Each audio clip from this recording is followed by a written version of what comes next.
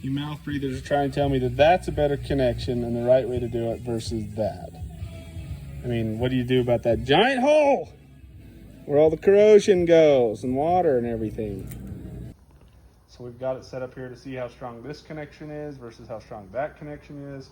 Not that you use wire to pull stuff, but we're gonna try it because I'm curious.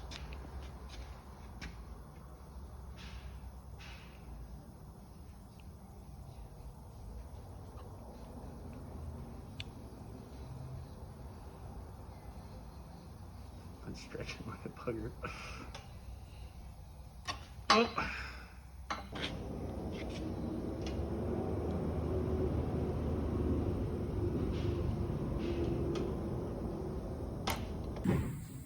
It in fact is not stronger. That one broke at 43 pounds, and that one broke at 53 pounds.